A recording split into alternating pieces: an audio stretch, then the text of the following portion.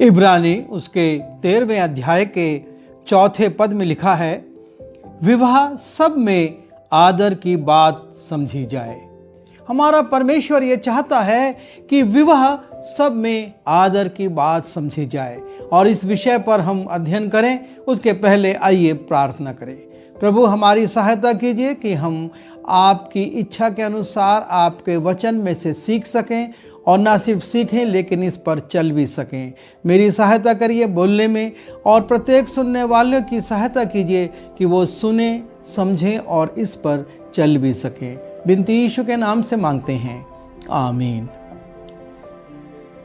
परमेश्वर ने ऐसा क्यों कहा? बहुत सारी रीति विधियां, बहुत सारे परमेश्वर ने व्यवस्था दी, लेकिन वो कहता है विवाह सब में आदर की बात समझी जाए।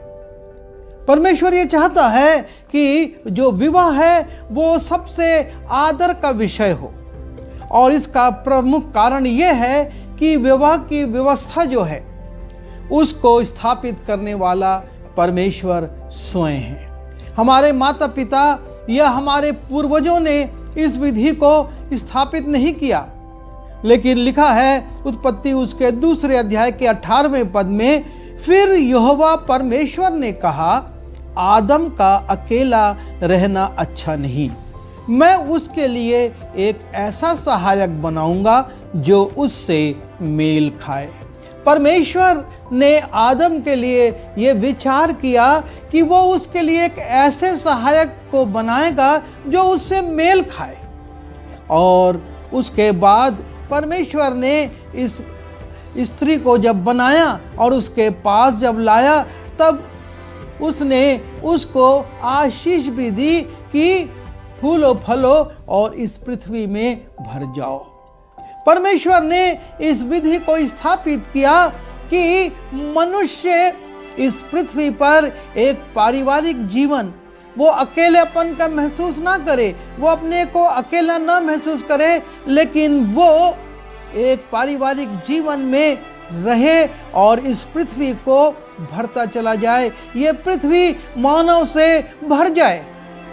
और इसलिए परमेश्वर ने इस विधि को स्थापित किया और कहा कि विवाह सब में आदर की बात समझी जाए। और विवाह सब में आदर की बात समझी जाए, और जब विवाह होता है और उसके बाद उस परिवार में भी कुछ एक बातें हैं जो कि हम देखें, परमेश्वर चाहता है कि उसमें भी आदर रखा जाए, आदर किया जाए। और सबसे पहले हम देखते हैं जब मलाकी उसके पहले अध्याय के 6वें पद में हम जाते हैं, वहां पर परमेश्वर एक प्रश्न रखता है, पुत्र पिता का और दास स्वामी का आदर करता है। यदि मैं पिता हूं तो मेरा आदर मानना कहां है?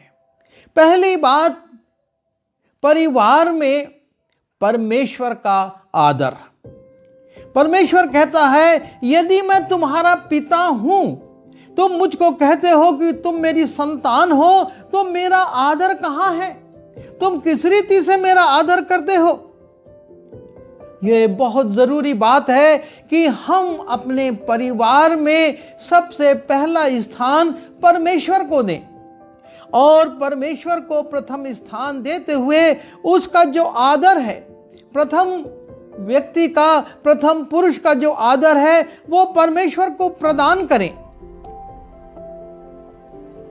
यीशु मसीह जब यूहन्ना रचित सुसमाचार उसके 8वें अध्याय के 50वें पद में कहते हैं, मैं तो नहीं चाहता, लेकिन एक है जिसका आदर की आवश्यकता है, जिसकी प्रतिष्ठा की जाए। मैं अपनी प्रतिष्ठा नहीं चाहता, लेकिन परमेश्वर की, पिता की प्रतिष्ठा, उसका आदर आवश्यक है। और जब हम यशाया उसके 29वें अध्याय में जाते हैं और वहां पर हम देखते हैं उसके 13वें पद में, यशाया 29:13 में, वहां पर परमेश्वर का दास कहता है, यदि मैं पिता हूं तो मेरा आदर मान कहां है? और तब वो उसको समझाते हुए लिखता है कि ये लोग जो मुंह से मेरा आदर करते हैं। जब हम यशाया उसके 29वें अध्याय के 13वें पद में जाते हैं, बड़ी स्पष्टता से लिखा गया है, और प्रभु ने कहा, मनुष्य ने नहीं, प्रभु ने कहा, ये लोग जो मुंह से मेरा आदर करते हुए समीप आते हैं, परंतु अपना मन मुझसे दूर रखते हैं, और जो केवल मनुष्यों की आज्ञा सुन सुनकर मेरा भय मानते हैं। परमेश्वर यहां पर स्पष्ट कह रहा है कि मुंह से आदर करते हैं लेकिन मन से दूर रहते हैं। अर्थात परिवार में परमेश्वर का एक दिखावटी आदर है, दिखावट के साथ परमेश्वर का आदर किया जा रहा है, लेकिन मन से वो परमेश्वर से दूर हैं। मन से वो लोग परमेश्वर और संसार की आज्ञाओं को दिखाने के लिए मनुष्यों की आज्ञाओं को सुन सुनकर मेरा भय मानते हैं। परमेश्वर का भय उनके हृदय में नहीं है, लेकिन वो सुनना सुनाई भय मानना दिखाते हैं, और इसलिए परमेश्वर रुष्ट हो जाता है। कहता है, इस कारण सुन, मैं इनके साथ अद्भुत काम, वरन अति अद्भुत और अचंभे का काम करूंगा, और तब इनके बुद्धिमानों की बुद्धि नष्ट होगी। जो आज बुद्धिमान कहलाते हैं उनकी बुद्धि नष्ट होगी, और इनके प्रवीणों की प्रवीणता जाती रहेगी। एक आशीष परिवार से उठ जाएगी। क्यों? क्योंकि ये मुंह से तो आदर करते पर मन से परमेश्वर का आदर नहीं करते, और परमेश्वर तो मन को देखता है। परमेश्वर मनुष्य के मन को जांचता है। लिखा है नीति वचन में, जैसे अधोलोक और विनाशलोक परमेश्वर के सामने खुले हुए, वैसे ही मनुष्यों का मन भी परमेश्वर के सामने खुला हुआ है। और जब उसका मन खुला हुआ है और वो देखता है कि मनुष्य के मन में सब अनुचित बातें भरी हुई हैं, तो वो कहता है, मैं बुद्धिमानों की बुद्धि नष्ट कर दूंगा और प्रवीणों की प्रवीणता जाती रहेगी। अर्थात परिवार से बड़ी आशीष उठ जाएगी। कारण सिर्फ क्योंकि परमेश्वर का आदर उस परिवार में नहीं है।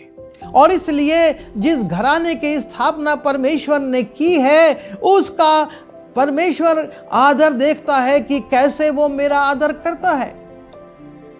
आदम हव्वा ने परमेश्वर की आज्ञा का आदर नहीं किया और वो अदन की वाटिका से निकाल दिए गए। उस भरपूरी से वो वंचित हो गए, और क्लेश, दुख, बीमारी, पीड़ा और परिश्रम उनके जीवन में आ गया। परमेश्वर ने कहा, तू अपने पसीने की रोटी खाएगा, जितनी मेहनत करेगा उसका प्रतिफल तुझको नहीं मिल पाएगा। कारण आज्ञा उल्लंघन हो गया। परमेश्वर की मन से आज्ञा का पालन नहीं किया गया। दूसरी बात जो कि परमेश्वर चाहता है कि जिस परिवार की उसने स्थापना की है, उस परिवार में जब हम निर्गमन उसके 20वें अध्याय के 12वें पद को देखते हैं, और परमेश्वर ने मूसा को 10 आज्ञाएं दी, और इन 10 आज्ञाओं में परमेश्वर ने मूसा से 4 आज्ञा लिखवाई अपने प्रति, और उसके बाद जो पहली आज्ञा अर्थात 5वीं आज्ञा आई, उसमें लिखा, तू अपने पिता और अपनी माता का आदर करना। परमेश्वर ने स्पष्ट रूप से लिखवा दिया कि तू अपने पिता और अपनी माता का आदर करना। पिता और माता कहां पर होते हैं? परिवार में होते हैं। परिवार जिसकी परमेश्वर ने रचना की और कहा, फलो फूलो और इस पृथ्वी पर भर जाओ, उसमें संतान के द्वारा पिता और माता की पदवी आती है। और परमेश्वर ये चाहता है कि हम अपने पिता और माता का आदर करें, और इसीलिए उसने उसके साथ एक आशीष को भी जोड़ दिया। और कहा, जिससे जो देश तेरा परमेश्वर यहोवा तुझे देता है उसमें तू बहुत दिन तक रहने पाए। अर्थात जिस स्थान पर परमेश्वर हमको रखा है उसमें वो हमको आशीषित करना चाहता है, दीर्घायु देना चाहता है। लेकिन ये तब आएगा जब पिता और माता का आदर किया जाएगा। और इसलिए जरूरी है कि पुत्र अपने माता पिता का और साथ ही विवाह के बाद अपने सास ससुर का आदर करे। और वैसे ही बेटी के लिए आवश्यक है कि जिस रीति से वो अपने परिवार में अपने माता पिता का आदर करती रही है, उसी प्रकार से वो नए घर में, नए परिवार में अपने सास ससुर का आदर करे, क्योंकि वो भी उसके अब माता पिता हैं। और परमेश्वर चाहता है कि उस घर में इस नवविवाहितों को आशीषित करे। और इसके लिए जरूरी होगा कि वो अपने माता पिता का आदर करें, वो उनसे अलग होकर ना चले जाएं, लेकिन उनकी अधीनता में अपने जीवन में आगे बढ़ें। और तब उनके अनुभव, उनके जो संस्कार हैं वो इनको मिलेंगे और ये अपने जीवन में उन्नत होंगे। तीसरी बात, परमेश्वर जो चाहता है कि जो घराना बनाया गया है उसमें एक और आज्ञाकारिता आए। परमेश्वर के लोगों का आदर मान किया जाए। जब हम पहला थिस्सलुनी उसके 5वें अध्याय में जाते हैं और उसके 12वें और 13वें पद को देखते हैं, वहां पर परमेश्वर का दास पौलुस थिस्सलुनी की मंडली को लिखता है और कहता है, हे भाइयों, हम तुमसे विनती करते हैं। हे भाइयों, बड़े आदर के साथ वो कह रहा है, हे भाइयों, हम तुमसे विनती करते हैं कि जो तुम में परिश्रम करते हैं और प्रभु में तुम्हारे अगुवे हैं और तुम्हें शिक्षा देते हैं, उन्हें मानो। पौलुस बड़ी विनम्रता के साथ कहता है कि हे भाइयों, तुम अपने परिवारों में, अपने बच्चों में जो लोग परमेश्वर की सेवा करते हैं, जो तुम में परिश्रम करते हैं, प्रभु में तुम्हारे अगुवे हैं और तुम्हें शिक्षा देते हैं, उन्हें मानो और उनके काम के कारण प्रेम के साथ उनको बहुत ही आदर के योग्य समझो। परमेश्वर चाहता है, अपने दास के माध्यम से वो लिखवाता है कि हे प्रिय लोगों, तुम परमेश्वर के दासों का, जो कि तुम्हारे बीच में तुमको शिक्षा देते हैं, तुम्हारे अगुवे हैं, परिश्रम करते हैं, उनके साथ प्रेम के साथ उनको बहुत ही आदर के योग्य समझो और आपस में मेल मिलाप से रहो। ये बहुत जरूरी बात है। परमेश्वर ये चाहता है कि परिवार में ना सिर्फ परमेश्वर पिता का आदर हो, ना सिर्फ माता पिता का आदर हो, लेकिन उन लोगों का भी जो कि परमेश्वर के काम को करते हैं, परिश्रम करते हैं, उनके लिए भी वो कहता है कि तुम परमेश्वर के लोगों का आदर करो, तुम परमेश्वर के लोगों को आदर मान दो। परमेश्वर के वचन में हम देखते हैं, जब हम दूसरा राजा में जाते हैं तो वहां की पर हम एक स्त्री को पाते हैं। दूसरा राजा उसके 4 अध्याय के 8वें पद में लिखा है, फिर एक दिन की बात है कि एलिशा शूनेम को गया, जहां एक कुलीन स्त्री थी और उसने उसे रोटी खाने के लिए विनती करके विवश किया। और जब जब वो उधर से जाता तब तब वो वहां रोटी खाने को उतरता था। ये स्त्री जो कुलीन थी, धनवान थी, इसको दुनियादारी से कोई मतलब नहीं था, लेकिन ये स्त्री एलिशा को रोकती है जब वहां से गुजरता है और उसके भोजन के लिए विवश करती है और एलिशा उसके यहाँ भोजन करता है। और तब हम 9वें पद में देखते हैं, उस स्त्री ने अपने पति से कहा, सुन, जो बार बार हमारे यहाँ से होकर जाया करता है वो मुझे परमेश्वर का कोई पवित्र भक्त जान पड़ता है। वो एलीशा को परमेश्वर का एक भक्त के रूप में जानती है। वो नहीं जानती इसकी सेवाएं क्या है, कहां से आता कहां जाता, लेकिन कहती अपने पति से, मुझको कोई पवित्र भक्त जान पड़ता है परमेश्वर का, और इसलिए हम भीत पर एक उपरौठी कोठरी बनाए, उसमें उसके लिए एक खाट, एक मेज, एक कुर्सी और एक दीवट रखें, ताकि जब जब वो हमारे यहां आए तब तक उसमें टिका करे। यह है परमेश्वर के दास की आदर मान करने की विधि। किस रीति से वो उसका आदर मान करती है, उसको भोजन कराती, उसके रुकने की व्यवस्था करती, उसके सोने की, उसके बैठने की, उसके लिखने की, वो उस कमरे की रोशनी की, सारी बात को वो करती है। और जब वो ऐसा करती है तब परमेश्वर का दास कहता है, इसने हमारे लिए इतनी बड़ी चिंता की, अब हम इसके लिए क्या करें। लिखा है 12वें पद में, एलीशा ने अपने सेवक गेहजी से कहा, उस शूनेमुन को बुला। उसके बुलाने से वो उसके सामने खड़ी हुई। तब उसने गेहजी से कहा, इससे कहे, तूने हमारे लिए ऐसी बड़ी चिंता की है तो मैं तेरे लिए क्या करूं। और तब गेहजी उसको बताता है कि इसके पास संतान नहीं है, और वो कहता है, तब उसने कहा, बसंत ऋतु में दिन पूरे होने पर तू एक बेटा छाती से लगाएगी।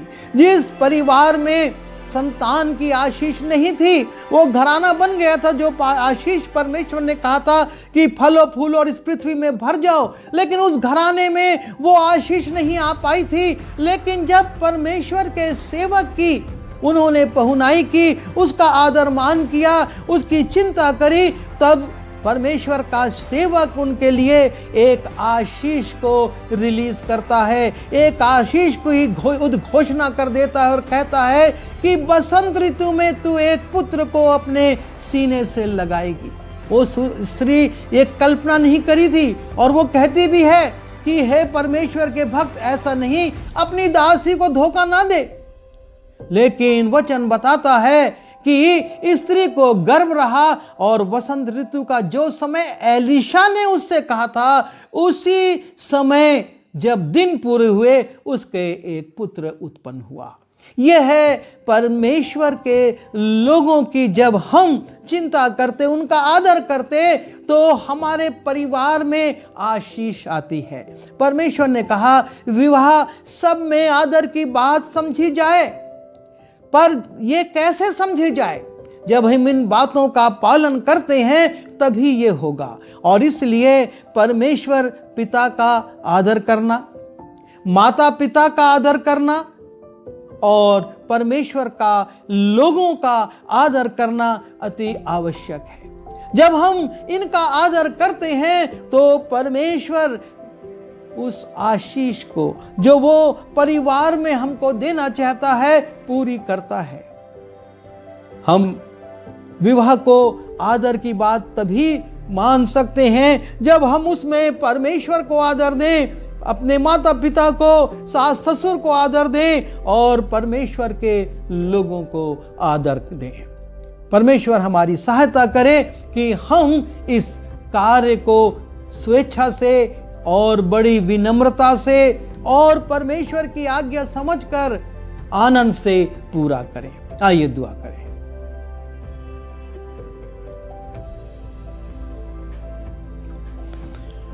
प्रभु जी, हम धन्यवाद देते हैं कि हम कुछ देर आपकी उस आज्ञा पर विचार कर सके जो आपने कहा कि विवाह सब में आदर की बात समझी जाए।